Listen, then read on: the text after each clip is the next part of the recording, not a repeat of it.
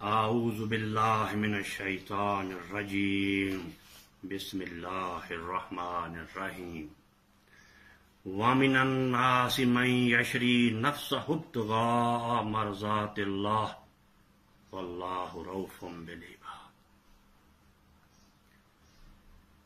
نفس پرستوں کے برخلاف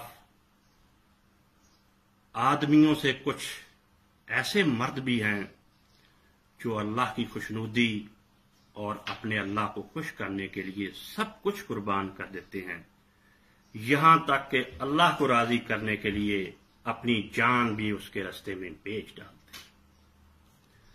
تو وہ اللہ ایسے لوگوں کے لیے رحمت اور شفقت برتنے والا ہے۔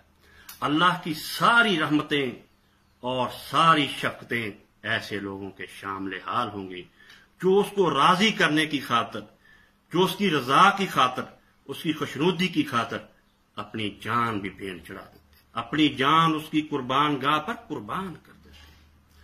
اللہ رب العزت نے یہاں دو طبقات کا کمپیریزن کیا ہے، موازنہ کیا۔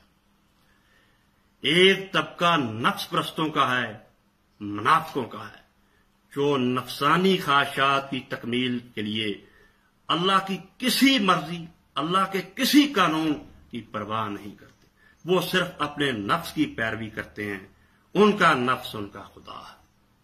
وہ اگر اللہ اللہ بھی کرتے ہیں تو بہار کے دنوں میں کرتے ہیں، فائدہ دیکھ کر کرتے ہیں، نفع دیکھ کر کرتے ہیں، مگر جو ہی انہوں نے دیکھا کہ یہ نقصان ہوگا، ایمان کو ایک طرف رکھ دیا۔ بہار کے دنوں میں تو اللہ اللہ کرتے ہیں، جو ہی دیکھا کہ خزاں کے سائے ہماری طرف بڑھ رہے ہیں یا بڑھنے شروع ہو گئے ہیں، انہوں نے ایمان کو ایک طرف رکھا اور نفس پرستی شروع کر دی۔ اس کے برعکس اللہ تعالیٰ نے ان مردوں کا ذکر کیا ہے جن کا وتیرہ یہ ہے، بہار ہو کے خزاں لا الہ الا اللہ۔ ان کی لا الہ الا اللہ ہواؤں کا رخ دیکھنے کی وجہ سے نہیں ہوتی، ان کی لا الہ الا اللہ روشنیوں میں نہیں ہوتی، ان کی لا الہ صرف اور صرف بہار کے نظاروں میں نہیں ہوتی، بلکہ بقول حکیم الامت اقبال، بہار ہو کے خزاں لا الہ الا اللہ۔ تو اپنے ایمان کو تازہ رکھنے کے لیے ہم رسول اللہ کے پروانوں میں سے ایک پروانے، رسول اللہ کے جانساروں میں سے ایک جانسار، رسول اللہ کے فداکاروں میں سے ایک فداکار حضرت سیدنا خبیب الانصاری البدری کی شہادت کا ذکر کریں گے کہ وہ کیسے اپنی جان کا نذرانہ اللہ کی درگاہ میں پیش کر رہے ہیں، اللہ کی خوشنودی کے لیے کیسے تن من دھن کی بازی لگا رہے ہیں، اللہ کی رضا کی خاطر کیسے خون سے وضو کر رہے ہیں، اللہ کی رضا کی خاطر کیسے ہنستے ہوئے موت کی طرف بھاگے چلے جا رہے ہیں۔ تو عزیزو، ایسے ہوا کہ جنگ بدر کے بعد آپ صلی اللہ علیہ وسلم نے کچھ صحابہ کو بھیجا کہ جاؤ اور قریش مکہ کی خبر لو، مخبری کرو، ان کے معاملات دیکھو کیا وہ کیا کر رہے ہیں، کیونکہ ان کو بہت بڑی شکست ہوئی تھی۔ آپ نے دیکھا کہ وہ بیٹھنے والے نہیں ہیں، چنانچہ 10 صحابہ گئے، ان کا ذکر بعد میں ہوگا، آج کی صحبت میں صرف اور صرف حضرت خبیب رضی اللہ تعالیٰ عنہ کا تذکرہ۔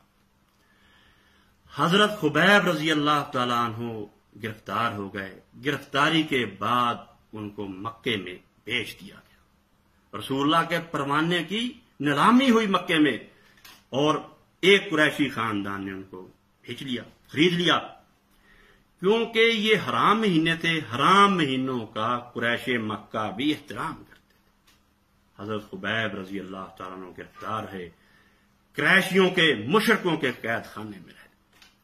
وہاں ایک دن ایسا بھی آیا، اور جسے بخاری نے نقل کیا ہے، کہ ایک عورت حضرت خبیب کی طرف گئی اور وہ یہ دیکھ کر ششدر رہ گئی کہ حضرت خبیب جو ہے وہ اپنی جھولی کی طرف سر جھکائے ہوئے تھے، اور ان کی جھولی میں ان کے سر کے برابر انگوروں کا گچھا تھا جس کو وہ سر جھکائے توڑ توڑ کر کھا رہے۔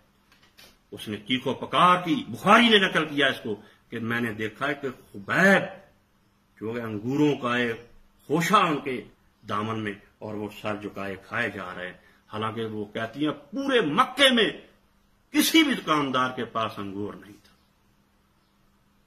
یہ اللہ کا معجزہ ہے، یہ اللہ کا وہ رزق ہے جو اللہ نے خصوصی طور پر جنت کے باغوں میں سے حضرت سیدنا خبیب کے لیے بھیجا، وہی ذکر کہ جو میری خوشنودی کے لیے، میری رضامندی کے لیے اپنی زندگی گزارتے ہیں، میری ساری رحمتیں ان کے لیے، میری ساری برکتیں ان کے لیے، میری ساری شفقتیں ان کے لیے ہیں، میرے باغات ان کے لیے ہیں، میری نہریں ان کے لیے ہیں، میری ہوائیں ان کے لیے ہیں، میری فضائیں ان کے لیے۔ تو ہم شہادت کی طرف بڑھتے ہیں۔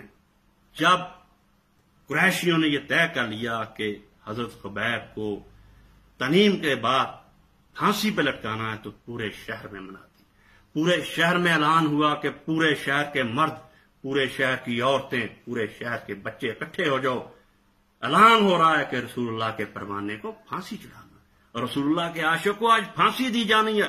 سارا شہر امڑایا، سارا شہر امڑایا۔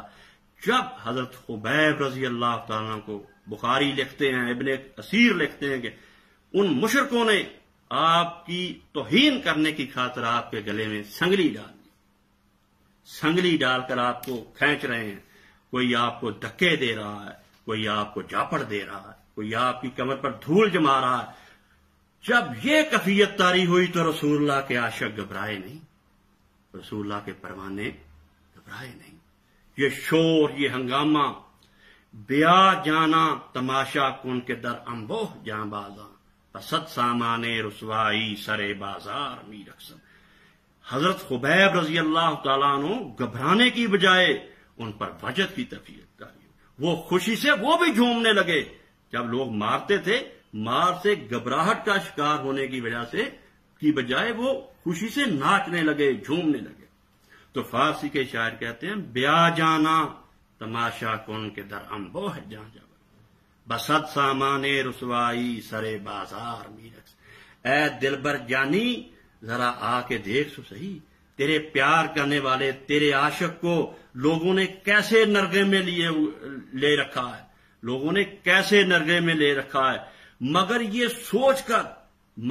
سوچ کر کہ میری یہ رسوائی تیری وجہ سے ہے، میں یہ سوچے جا رہا ہوں اور خوشی سے ناچے جا رہا ہوں۔ ایک ہنگامہ ہے، ایک شور ہے، ایک ولولہ ہے وہاں کہ آج خبیب کو پھانسی دی جائے۔ بجرم عشق توام می کشندو غوغائے سب، تو نیز برسرے بام آ کے خوش تماشا۔ اے میرے محبوب، دیکھ لوگ دنیا دار نفس پرست اس وجہ سے مجھے تیری گلی میں گھسیٹ رہے ہیں، کھینچ رہے ہیں، مار رہے ہیں کہ میں تم سے محبت کر رہا ہوں۔ تو بھی ذرا چھت پہ آ کے دیکھ، کیسا خوشنما منظر، کیسا دلکش نظارہ ہے، اپنے عاشق کی ذرا یہ حالت تو دیکھ۔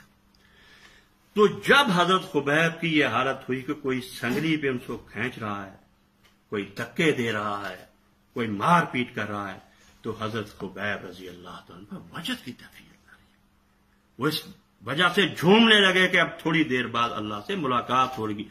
وہ اشعار پڑھنے لگے جسے امام بخاری نے نقل کیا ہے، وَلَسْتُ بِمُبْدٍ لِلْعَدُوِّ تَخَشُّعًا، کہ آج دشمن شاید یہ خیال کر رہا ہے کہ وہ مجھے موت کی طرف لے کے جا رہا ہے، مجھے پھانسی گاٹ کی طرف لے جا رہا ہے، ایک ہجوم ہے جو مجھے دھکے دے رہا ہے، اس وجہ سے میں گھبرا جاؤں گا۔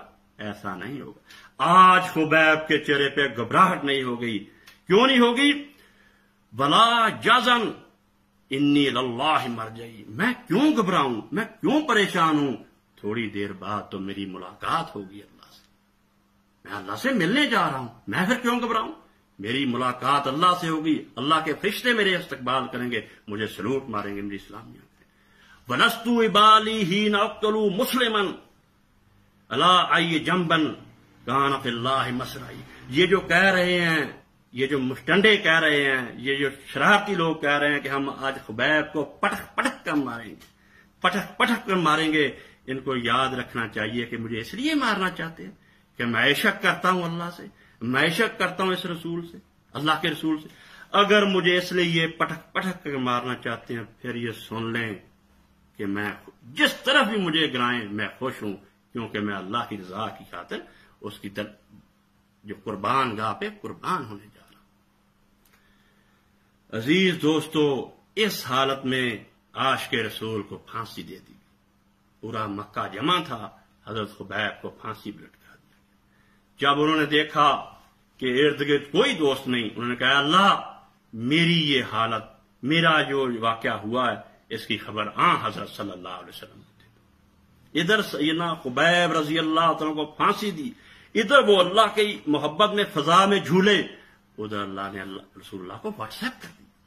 اللہ نے خبر دے دی کہ تیرے عاشق کو آج اس طرح اس انداز سے عاشق کا جنازہ ہے، ذرا دھوم سے نکلے. آج تیرے عاشق کو مکہ میں پھانسی دے دی. اور رسول اللہ صلی اللہ علیہ وسلم نے اطلاع دی اپنے صحابہ کو جو پروانے دائیں بائیں بیٹھے ہوئے تھے کہ میرے ساتھیوں سن لو، مکے میں خبیب کو پھانسی دے دی. اور آپ نے ایک صحابی کی ذمہ داری لگائی کہ تم چھپ چھپا کر جاؤ اور خبیب کی لاش لے کر. صحابہ گئے، رات کے وقت وہ پھانسی کار پہ لٹک رہے تھے، اوپر چڑھے لکڑی پر جہاں ان کو پھانسی دی ہوئی تھی. انہوں نے رسا کاٹا، درم سے نیچے لاش گری.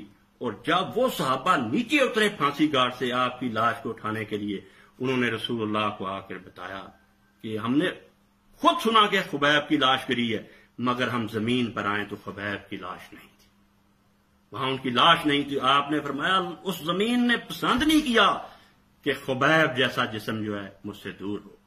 وہ اس کو انہوں نے، اس مٹی نے، اس زمین کے ذروں نے سعادت سمجھی کہ یہ ہمارے اندر سما ہے.